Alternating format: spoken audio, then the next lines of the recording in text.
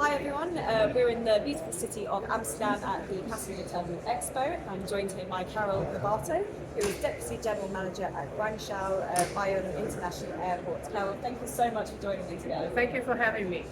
Firstly, from a personal point of view, it's your first conference for 3 years, so how does it feel to be travelling again? And what is the psychology around that first travel in 3 years? Well, I must admit that once I boarded that plane, it seems that those 3 years never existed. It was really something that I was used to. And coming back to Schiphol Airport, one which I'm familiar with, I feel at home, I must say. And I believe that even after these 3 years, services, safety and everything, they have been maintained very well, despite the very few flights in quotation marks. Yeah. And I mean, if you were a seasoned traveller before, perhaps maybe those that weren't really travelling that often, for them, do you think there will be, some teething issues around restarting, or do you think the psychology might be slightly different for them? They may be a bit more apprehensive about travelling again. What are your thoughts on that? I would say there can be both extremes.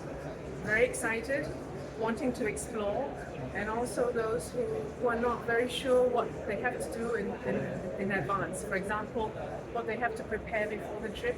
Do I need a PCR test? Do I need this? Do I need that? So I guess information is very, very important for the travelers to prepare to travel again.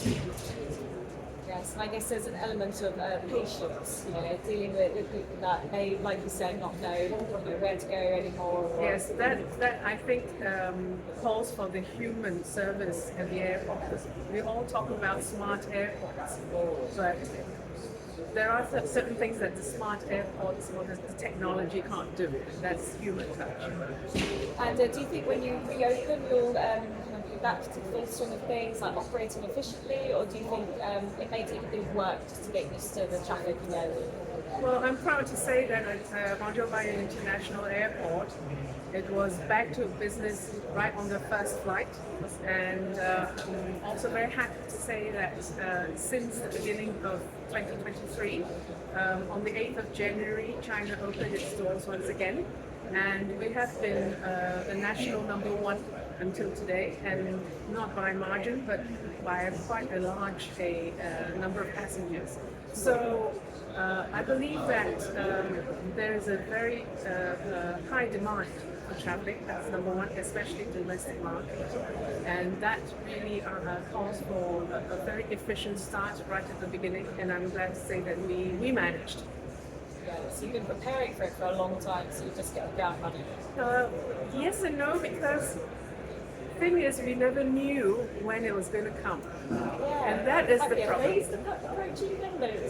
It was like from one day to the other. That's right. Yes, yeah. All the preparations, yes, but it still was a surprise, so to speak. But then I think the groundwork was done, and that's why we were able to transit into the next phase quite smoothly. Fantastic. And I know you strive to be what we call a world-class airport, but what does that actually mean to you, that phrase? If we talk about service, then we must be at least at the level of the world players, like, let's say, Heathrow, Shanghai, maybe Atlanta in the States, Singapore in Asia. We need to have that level of service.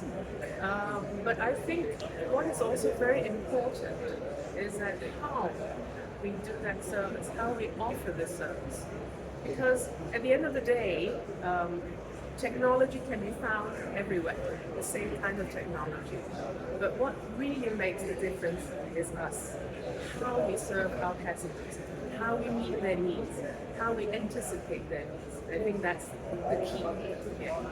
And of course, you mentioned technology, and I know that you want to strive eventually to be, seamless from curb to gate. What does that experience look like at the moment? Are you implementing biometrics, or is that a work in progress? What is the current state? Well, the basics are there. what we need to do is to enhance this experience to the international side of things, which is slightly more complicated than domestic. But as far as domestic is concerned, we're almost there. The last bit would be the boarding gate. We do have the instruments there, but we need to further enhance this so that we can really use it without checking other IDs, for example. Now it's a parallel process. And in terms of the passenger experience, is it what we call back to basics for you, or are you really looking to offer something more elevated, more special, more memorable? What is your philosophy on that? At the moment, it's basics. We get the basics right first. And I think we are trying to get in tune our operations and also for passengers to get back in tune to really get used to traveling again. That's number one. If we throw too many things out in one go, I think it may not get the effect we would like to have. But of course, we have to work on improving different things, and I believe that technology is one, our service is one, and also I think what we need to do is to really understand what passengers want before we make the next move. Things have changed after COVID. Demands are different, and I think traveling habits, patterns, and all that, they have changed as well. So what are the needs today? We must understand before we can make a good planning to serve our customers. Just out of interest, how do you gauge what it is that passengers want to? Do you survey them, ASQ, for example? Well, we depend on obviously the professional surveys, like we receive ACI surveys, ASQ, but also we are also trying to implement things locally. To collect information.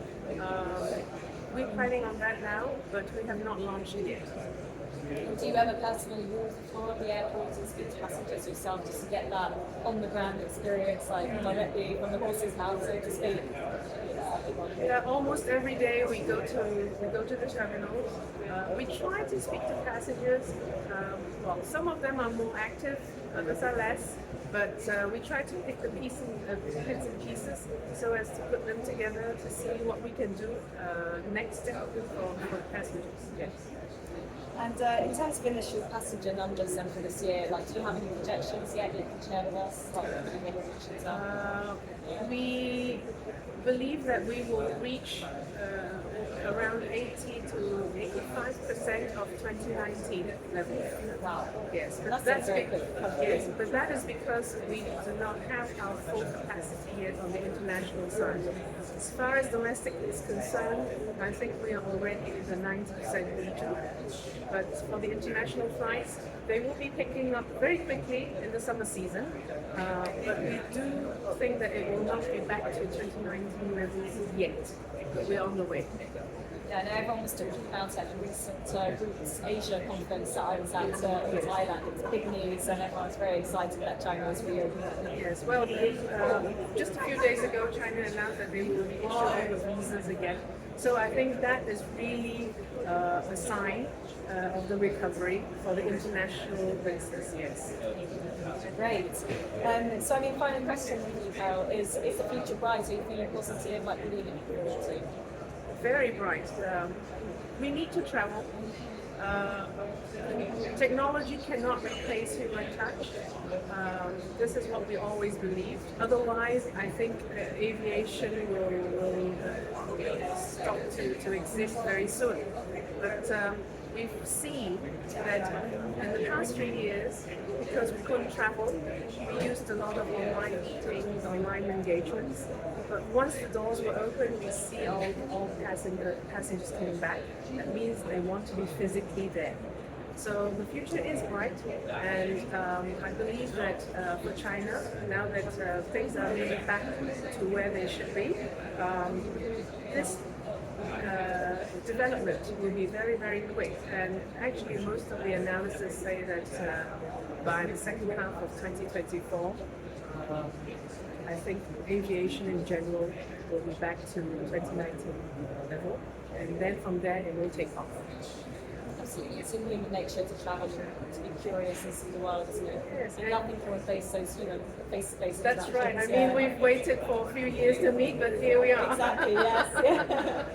Fantastic, that was my final question. Thank you so much. Thank you very much, Holly.